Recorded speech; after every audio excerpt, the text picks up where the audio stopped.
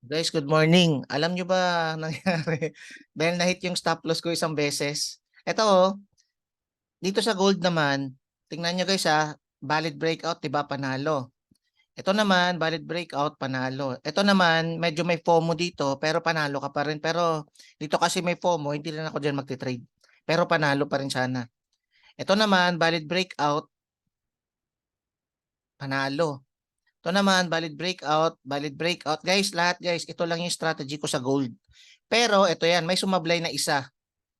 May sumablay na isa. Sa tingin nyo guys, hindi ba effective yung strategy ko dahil yung sumablay ng isa? Kayo mismo mag-judge. Dahil sa isang pagkakamali dito, kunwari just in case is na stop loss to tapos pumagsak lang or sabihin natin na hit talaga yung stop loss. Ang psychology kasi dyan, hindi ka na maghahanap ng ibang strategy. Same pa rin. Kumbaga, masyado, parang ganito kung maghahanap ka ng strategy dyan, parang katarantaduhan yan guys. Promise, huwag niyong gagawin yan. Yan yung maling paniniwala. Kaso coach, nakasabay kami sabay dyan eh. Kung yung trading plan mo by position, okay yun. Okay yun na kung by position. Pero kung wala kang trading plan dyan, tapos nakisabay ka lang kasi feeling mo lilipad, mali yun. Nanalo ka ngayon, tuwang-tuwa ka. Pero at the end of the day, long term, ubos ka pa rin dyan kasi tsamba-tsamba lang yung panalo mo eh. Kaya nga lagi ko sinasabi, kahit mahit yung stop loss mo, bahala na dyan yung market. Ipahit mo na lang, wag kang magkakat. Okay, kasi part talaga yan ng success yung pag-hit ng stop loss. Kumbaga, hindi lahat na ano, siguro 100 trades dapat 100 wins ka rin. Maling mindset yan guys Tingnan nyo guys Tingnan nyo yung ano natin ito. Parang ganito yung nangyari. Yan, ito yung circle. Nakita nyo puro white, 'di ba? May nilagyan ako isang ano diyan, isang yan, dalawa. Yan, may nakita kayong dalawang ano diyan. 'Di ba tayo naka-focus tayo dito sa dot. Yan yung mga stop loss. Pero hindi natin nakita yung mga white na sobrang dami pala ng white. Yan yung ibig kong sabihin. Kumbaga, pag magfo-focus lang kayo dito, eto sell bias talaga ako ngayon, pero hindi na ako magte-trade kasi syempre, may disiplina ako sa sarili ko na ginagawa. Pag mag-re-entry ako dyan, pwede sana, kaso wala na, kumbaga, hindi ko na siya feel eh. Tsaka at the same time, medyo napitik ako konti ng emotion. Konti lang naman. Kaya mamaya, ano muna siguro ako. Magbibigay siguro ako ng trading idea, siguro mga 1 to 3, mga ganun na lang muna, pansamantala. Kasi syempre may mga nahahaluan talaga tayo ng mga bulok na sibuyas. Mamaya maano. Alam mo bang tinanong ba naman ako, coach, kung marunong ba talaga ako mag-trade? Dahil na-hit yung gold ko na stop loss. Ganun lang. Tapos question ako kung profitable ba talaga ako. Lahat naman pinapakita ko yung ano, 'di ba, yung mga trades, ganyan. Tapos yung mga signal, trading ideas.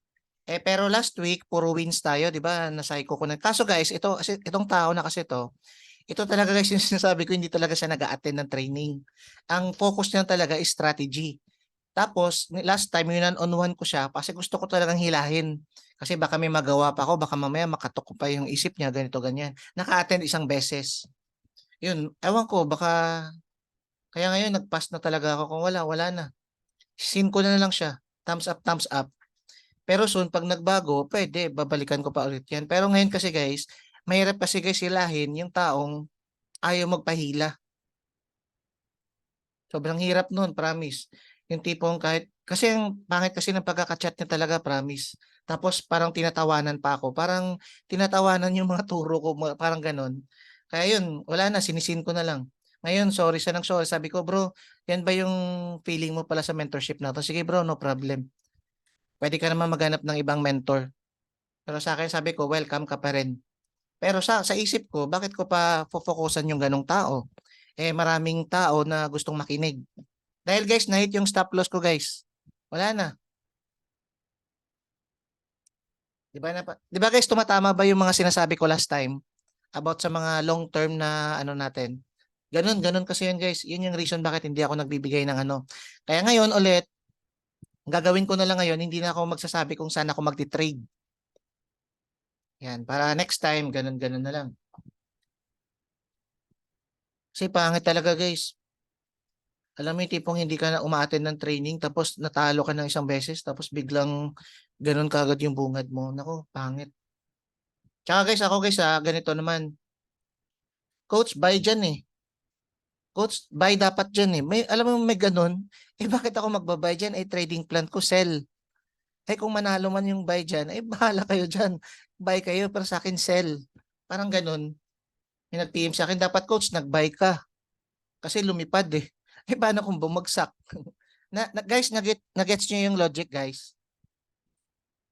Yun kasi guys, yung mga hindi umattend talaga ng training kaya sayang. Kaya yun. Ngayon, ang gagawin ko na lang dahil magaling sila, wala na. PPM ko na lang talaga yung mga pini-PM ko naman talaga. Pero yung mga nag-PPM ng ganun tapos tatawanan ka, wala, okay lang. Hayaan natin sila kasi magagaling sila. Dapat daw nagbaya ako sa gold kasi palipad daw yung market. Mamaya guys, papakita ko sa inyo kung saan na tayo nagkamali. Okay, siguro sa ano natin, may mali tayong tatlo. Tatlo yung aminado ako ng tatlo guys, nahit akong stop loss. Pero kung titingnan mo yung 1 week na profile ko, panalo pa rin. Sa isang account ko nanalo ako ng 840. Pero dapat mananalo dapat ako ng 3,000. Yun yung ibig ko sabihin. Parang ganito, oh. Ito kasing ginawa ko. Kunwari, mananalo ka ng trades. Kunwari, out of 5 trades, siguro sa mga 2 weeks or mga 1 week, nanalo kunwari ako ng ano, ng, paano ba? Nanalo ako ng ano, ng $1,000. So, $1,000 na yan, may ganitong mindset kami. Pero hindi to pwede sa mga newbies ha, hindi to pwede sa newbies. Ano to pang ano na to pang core leaders, yung tipong matatagal na talaga sa market. Yung may malalim na ng psychology. Ito guys, behind the ano na to guys ha, kumbaga behind the scene na to ng usapang psychology pag sobrang malalim ka na. Kunwari may $1,000 ka na panalo. 'Di ba? Ang risk ko kunwari ang nire-risk ko $200 lang. Yan. Pag may panalo ka na ng $1,000, may decision making diyan. Kunwari may nakita kang good quality setups. Pwede ka mag-trade diyan, mag-risk ka ng 600. I-risk mo 'yan. Lahat talaga sin high risk 'yan. 600 na dapat 200 lang. Pero 600 depende 'yan sa iyo. Pero at the end of the day, basta pag matalo to, pwede ka nga mag-risk diyan, guys, 1,000. Depende na sa iyo diyan. Depende na sa iyo diyan. Depende kung gaano mo kakilala yung high setup mo. Kumbaga, kung bibigyan ka talaga ng market, parang ganito kasi ano, sa 1,000 na mo na panalo, pwede mong itaya yan lahat.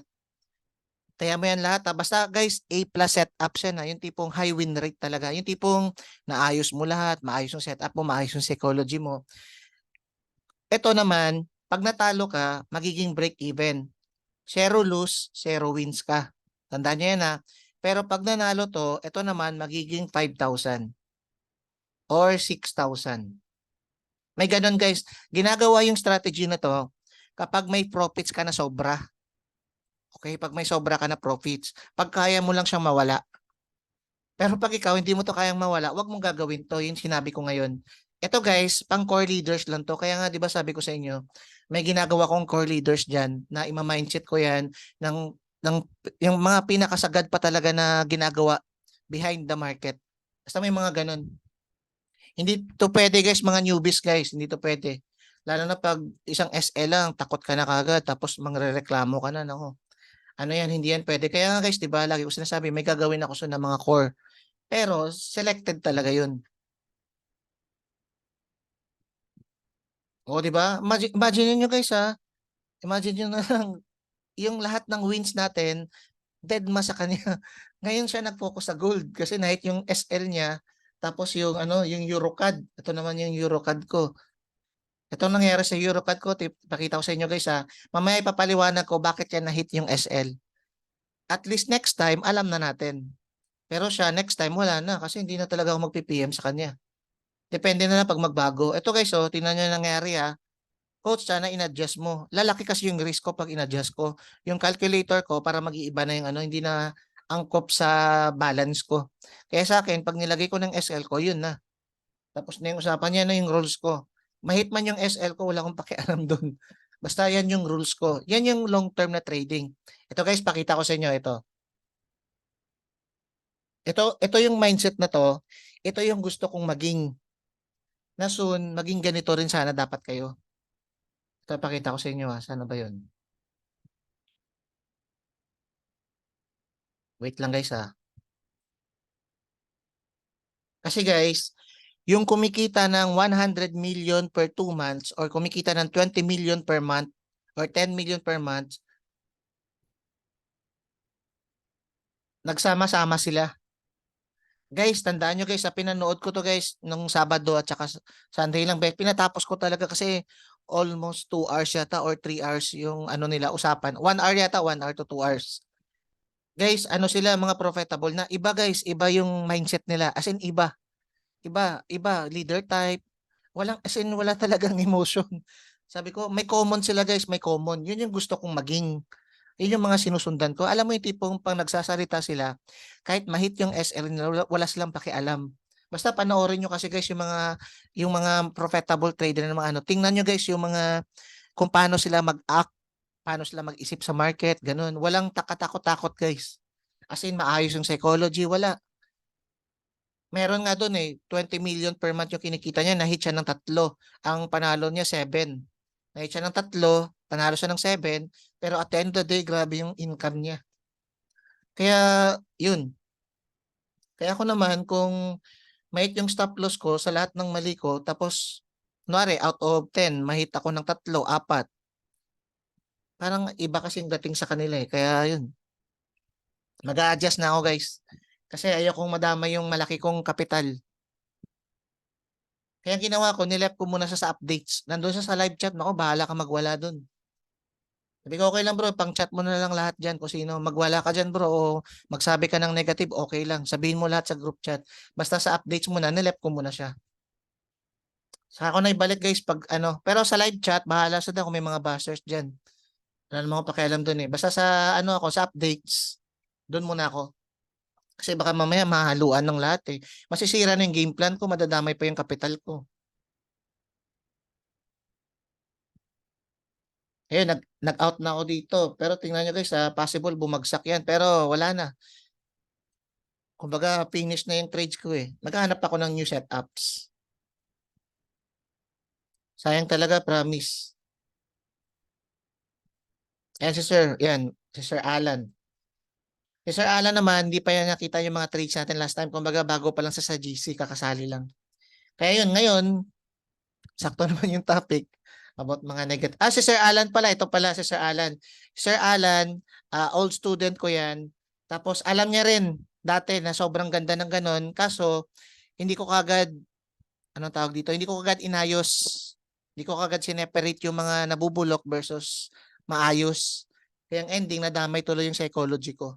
Ayan, alam niya ni Sir Alan na kung gaano kaganda yung ano namin dati. Kaso, wala na naapektuhan yung psychology. Kaya never ko nang ulitin yan. Never ako magpadala sa ganun. Kaya ang ginawa ko guys, nilive ko muna sa updates, sa live chat sa dyan. Yan, bahala na sa dyan. Kaya na bahala guys, magturo sa kanya kasi madadama yung iba eh. Okay. Guys, ito na. Move muna tayo dyan. Tapos dito na tayo sa... Basta guys, ito. Yung gold natin guys. Yung gold natin. Yan, ito. Still valid pa rin yan, siguro. Pero sa akin kasi invalid na siya. Yan, ito kasi guys yung entry point natin dyan. Basta makita mo yan, entryhan mo yan. Ngayon nagkamali siya. Okay, kumbaga sinadya talaga ng market, kumbaga magdamay ng liquidity. Pero tandaan nyo guys once na may mahit kasi na stop loss dito banda, expect na sobrang magkakaroon yan ng big moves. Basta maraming mahit na stop loss, magkakaroon yan ng mga big moves. Yan, parang katulad nito or magkakaroon ng events. Yan, ganyan. Pero dito sa akin, maghahanap ulit ako ng bagong entry point. Kasi dito guys, ito nakita nyo naman 'di ba kung gaano yan kaano ka-effective. Swing trade natin 'yan. Tapos ito naman, basta valid breakout. Still ganun pa rin. Ganun pa rin yung ano natin. Never kong ibabaling yan sa lahat. Never kong papalitan yan. 4-hour time frame pa rin guys yung entry ko diyan. Okay, gusto ko lang para malaman nyo guys. Still ganun pa rin. Kumbaga dito kung titingnan mo maigi, out of 10 or 8, may palpak na isa. Kaya hayaan nyo na yung palpak guys. Focus lang kayo sa wins. Okay, para hindi masira yung strategy natin. Kahit malose pa yung red, okay lang. Pero, pag hindi nyo pa kaya yung ganong psychology, wag nyo na lang i-trade. Okay, wag nyo lang i-follow yung trading plan natin. Kung hindi mo kaya yung ganon yung psychology. Okay. Yan, ito na. Saan ba yung ano dito, coach? Ilan tayo dito? 18. Yan, swerte natin, 18. Guys, unahin ko guys yung EuroCAD ah. Yung EuroCAD natin, tingnan mo, parang mahit pa yung... Ito guys, oh, tingnan nyo ha. Tingnan nyo yung trades ko. Parang mahit pa 1:2 yan eh. Yan. Parang mahit pa yung TP hit ko ha. Pero okay lang yan kasi out na rin ako dyan. Okay. Ito guys, so ito yung setup natin. Okay. Diba guys, 1, 2, 3 pattern yan. Tapos lagi ko sinasabi, basta may kahit invalid na ano na basta may change of character lang. Basta may change of character lang, pwede na kayo mag-entry kagad. Okay, dito yan banda. Yan, dito yan. Dito tayo mag-entry ha, dito tayo mag-entry. Ang gagawin natin, pupunta tayo sa 1 hour time frame. Maghahanap tayo ng change of character. Pwedeng valid na change of character. Valid valid. Parang katulad nito. Ito, valid to, di ba? Two candles, tapos nag-breakout. Ay, hindi pala. Oh, okay lang, okay lang. Kasi, dapat dito, ano eh, 2 candles lang. Pero dito tatlo. Pero yung swing niya kasi, malapit lang. Ito kasi yung last eh. Kaya lumipad siya. 3 candles siya, pero dito kasi yung last swing niya. Pero kung dito yung swing, malayo, hindi ko, ano yan, invalid yan. Pero dahil nandito lang yung swing niya, malapit lang sa breakout, ito lang yung breakout oh. Yan. Kaya okay yan. Tapos with buy volume pa. Pero hindi ka naman mag-i-entry dito guys eh, kasi wala namang setup. Okay. Ito, dito tayo mag-i-entry. Ito yung reason bakit na-hit yung stop loss ko. Kumbaga, sa 1, 2, 3 pattern natin, maghahanap ka ng valid breakout or kahit hindi valid breakout, basta guys may change of character lang. Except lang, huwag kayong magti-trade pag ito yung nakita natin. Okay, ito yung iiwasan natin i-trade pag nakita natin to. Ito kasi yung literal na fake out. Okay. Ito yan. Ito. Guys, di ba nakita nyo to? Nakita nyo W, no? Tapos dito. Yan, okay. Yung invalid breakout dyan, ito yan. Guys, huwag kayong magti-trade pag may nakita kayong candle na ganito. Yung bullish, bearish, bullish, bullish. Ganyan. Huwag kayong magti-trade guys. Ang iti-trade ko na lang ngayon, ganito. Ganitong change of character. Dapat, magkasunod dapat yung bullish. Kung magbabay kayo magbabay. Dapat tanggalin to. Okay? At least 2 lang. At least 2. 2 na candles. Or kahit 3 pa yan or 4 pa yan, okay lang. Basta guys, walang halong kumbaga walang halong black pag magbabay kayo. Parang katulad nito, ito, bullish, bearish, bullish, bullish, bullish. May harang guys, oh. May harang sa guys, may harang. Pang paano yan ng momentum, pampasira. Kaya wag natin iti-trade yan. Dapat at least 2 lang guys at least 2 or kahit may makita kayo dyan guys na 4 na candles pa yan, okay lang. Basta solid. Okay yan or 3 or at least 2 lang. Okay, mamarkahan mo na kagad yun. Kunwari, wala to. Kunwari, wala to tapos may nakita kang bullish, bullish, bullish, bullish. Markahan mo na kagad ng ganyan. Pag lumagpas yan dito, yan, pwede na ako mag-entry dyan sa 1, 2, 3 na strategy. Okay, dahil may halong ganito guys, wag ka nang guys. Panira to ng momentum. Ito pa yung isa. Ito pa yung Euro JPY. Ito guys, so tingnan nyo 'Di ba may nakita kayong change of character dyan? Dito na lang, dito tayo mag-focus.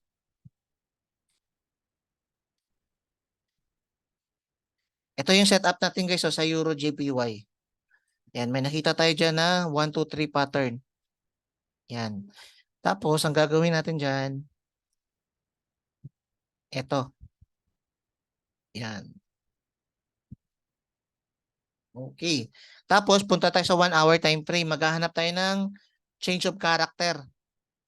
Change of character. Ngayon, guys, tingnan nyo guys 'Di ba pag W ang hanap, pag magbabay tayo W.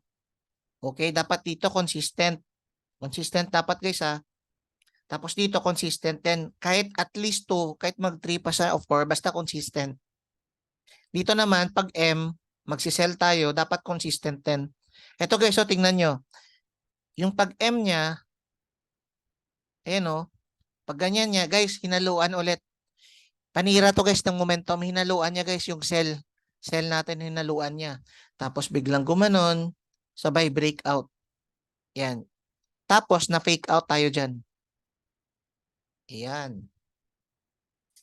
Siguro sa akin mas okay pa to. Pero bahala kayo dyan. Ito guys oh. Sa akin okay to guys. Ito. Red, red, black, black, black. Kung red sa inyo, okay lang yan kasi pinalitan ko lang yung candles ko eh. Basta guys, dapat valid, sunod-sunod dapat guys yung change of character. I-upload ko na lang to guys para at least ilalagay ko na sa module natin para sa mga bago. Yan. Yan yung reason guys bakit tayo na fake out dahil sa isang candle lang guys pagpawala ng momentum. Kaya in-screenshot ko na yan, ipapasa ko mamaya sa updates natin.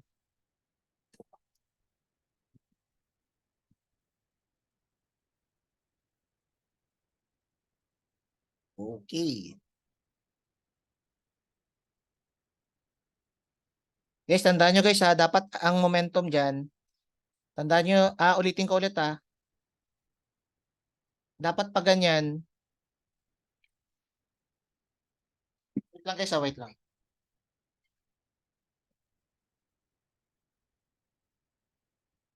Okay. Guys, dapat ano, sunod-sunod basta pag may nakita kayong, kunwari, nakita niyo yung ganito, tapos biglang may bullish dito, ibang candles, wag nyo na lang ano yan kasi pwedeng i-fake out yan. Mahit yung stop loss natin. Okay. Guys, paki-chat guys ha kung okay na guys ha. Sana nakuha niyo yun. Yun yung pinaka-fake out natin. Kumbaga parang simple lang siya pero ang laki ng ano nun, ang laki ng impact.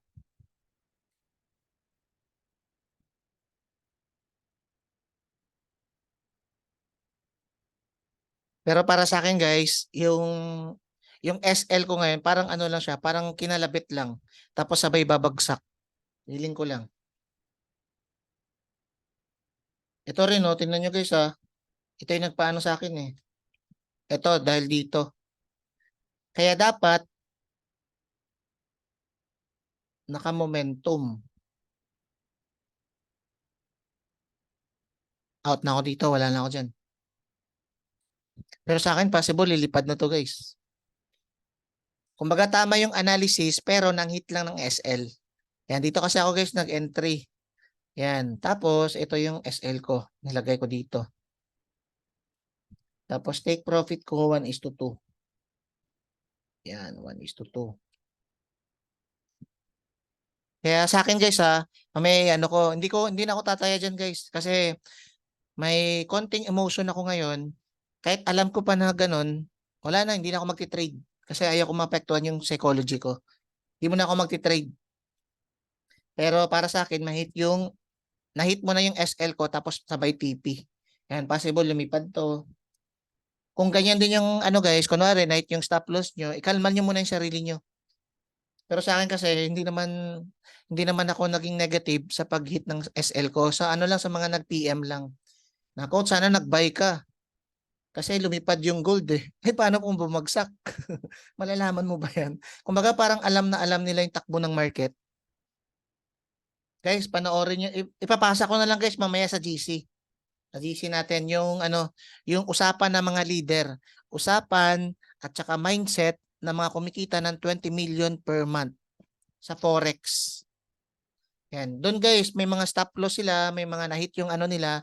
Pero yung topic nila doon, puro psychology.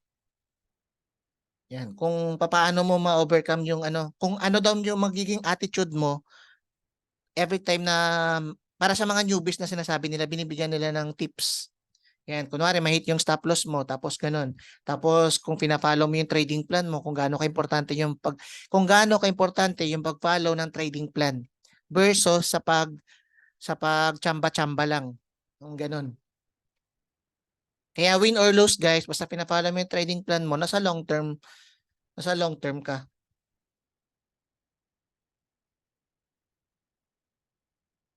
Breaker block. Hindi, ano, yung change of character niya, yung sa mitigation block. Ito, oh, yung bago siya mag-form ng ano, ng W, ang ibig kong sabihin, yung fake out dito, yung change of character.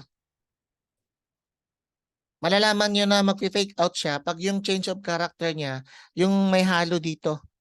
Yung hindi consistent, yung one leg niya. Parang ganito, oh. Oh, yung leg niya may halo. Yan. Sa akin, sa 1 hour time frame sa akin, dead man ako dyan. Hindi ko na iti-trade yan. Gusto ko yung ganito, yung alam mo yung tipong, magbigay ako ng example guys ha. Ano ba yung setup natin last time? Kalimutan ko na. Oo yun, mas mataas kasi yung win rate niya. Wait lang. Ano nga yung ano ko? Last time. Ito, bakit to lumipad? Ito example guys ha. Na hindi ka mapi-fake out. Ito, ipakita ko sa inyo. Pero 4 hour time frame kasi to. Yan. Ito, dito, the best talaga guys, the best. Ito guys, papakita ko, ito, perfecto. Una, try natin sa 4 hour time frame. Tingnan nyo guys, oh. Di ba nakita nyo to? Bullish, bullish, bullish, bullish, bullish, bullish, bullish. Nakita nyo yan, di ba? Puro bullish lahat. Lagyan natin to ng line. Ito yung mitigation block niya. 'Di ba? Alam mo ba bakit tuwang-tuwa ako? Kasi nakita ko yung invalid. Ibig sabihin, pag nakita mo yung invalid na setup, mas magiging perfect pa yung, wala namang perfect eh. Ang ibig ko sabihin, mas magiging maayos yung sa susunod mo pa ng mga trades.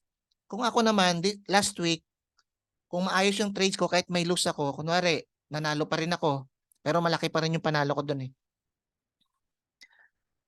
How much more pa kung nalaman ko to yung invalid, ano pa kaya magiging trades ko next week? Kaya hindi ko hayaan na maapektuhan yung psychology ko dahil lang sa ganun. Learnings yun guys. Importante yung learnings. Pero dahil na-hit yung stop loss mo ng isa o dalawa, tapos biglang nag-blaming mood ka, naku, lagot, delikado yan. Di lahat pala ng mentor pwede mong i-blame kasi may stop loss. Hindi pala perfect yung trades nila kasi na-hit yung stop loss nila ng isang beses, dalawa, tatlo. Guys, ito na lang oh, ito na ulit. Nakita niyo to guys, naka-momentum puro ano. Yan, wait natin. Ito na lang. Yun. Pag may nakita kayo ng ganito, wag niyo munang lagyan to. Wag niyo munang lagyan yan, hayaan muna natin. Pag may nakita na kayong ganito, ayan, nag-stop na. Nag-stop na. Okay. May halo na may halo na. Pwede mo na yan i-box. Tapos pwede mo na to i-ganon. Or sana kahit at least two. Ito guys ha, wag na kayo mag-focus dito guys. Kahit halo-halo na yung mangyayari dito, okay lang. Basta ang importante kasi dito guys, yung malaman natin yung valid order block. Ito kasi guys, oh, ito kasi valid order block to eh. Yan oh. Ito yung mga pader kasi, pader. Yan, dito, bahala na dyan, bahala na. Basta ang importante dyan, kung sabay position, ang importante dyan yung leg na ganito. Yan, pag ano naman, pag magse-sell ka naman, ang importante dyan ito. Yan, yung first leg na lang. In short, first leg. Yan, importante first leg. Okay. Pag ito naman, biglang nagkaroon ng ano, ng black at saka biglang nag-breakout ng ganito, invalid 'yon. Huwag mong i-trade 'yan. Invalid na 'yan ha. Pero kung bumagsak pa yan dito, ito guys, yung area na to sagrado na 'yan. Ito. Okay na 'yan. Okay. Ito halo-halo na, okay lang 'yan. Okay lang 'yan kasi ito importante eh. Yung first leg, second leg na 'yan guys eh. O tingnan niyo guys ha, ito. Okay. Nag-breakout na, 'di ba? Nag-breakout na. Na-break niya na 'to. Tingnan niyo kung anong ginawa niya. Yan, nirespeto niya guys. Ito, nirespeto niya to. Kunwari, dito yung stop loss mo, hindi niya naabutin yan.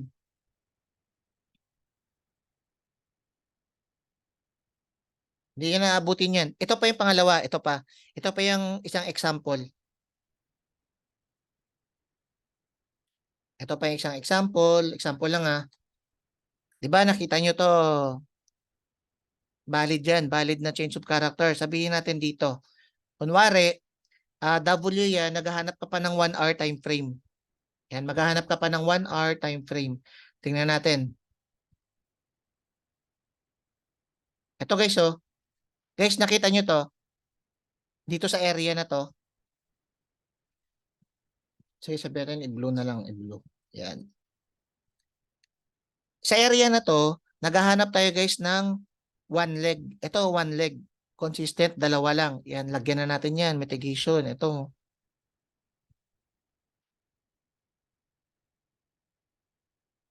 Guys, so tingnan nyo guys, so pagkalagpas. Pagkalagpas dapat dito, dalawa lang. Pero kung may halo dito na isang candle pa na ano, wag na yan. Wag na yan, hindi matibay yan. Pero dahil dalawa to, solid, yan yung nilagyan natin ng ano. Yan yung parang hinahanap natin ng mitigation block. Yan, sana nagigets nyo guys, maghahanap pa ulit ako ng sample. Tingnan nyo guys kung ano mangyayari. Ayan, nirespeto niya yung ganong area. Yan. Yan yung reason bakit hindi ito nirespeto. Guys, irerespeto sana to guys. Kung ito sana guys, o kung wala lang to. Kung wala lang to guys. Kaya ngayon, natutuwa ako kasi may bago na naman akong learnings. Mas magiging malupit pa tayo na trader soon. Pero with pure discipline.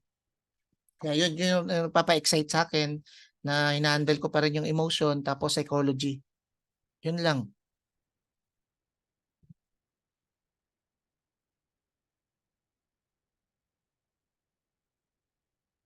O para sa akin guys, ito talaga guys, the best talaga ito. Kasi market structure talaga to eh. Ito naman guys, so may FOMO. Ito guys, so 'di ba nakita nyo? Momentum, ito okay na, nag-stop na. Kaso pagdating dito, bigla siyang nagkaroon ng breakout dito banda. Kaya para sa akin, kahit lilipad siya, dahil may ganun, hindi ko siya iti-trade. Pero guys, kahit ano ngayon, hindi muna ako magti-trade ngayon guys. Siguro ano na lang.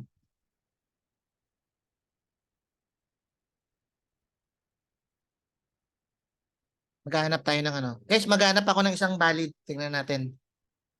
Saan ba yung ibang mga ano natin dati? Bullish to eh. Yung ano siya, 1, 2, 3. Wait lang guys ha. Siguro ano. 1, 2, 3.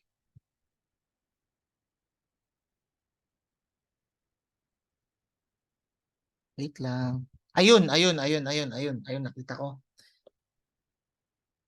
Effective siya. Guys, ito guys oh. 1, 2, 3 pattern natin ulit ha. 1, 2, 3 pattern. Ito, 1, 2, 3 pattern natin. Yan, may change of ano dyan. Dito na. Yan, ito. Okay. Ito yung 1, 2, 3 pattern natin. Dahil, ito.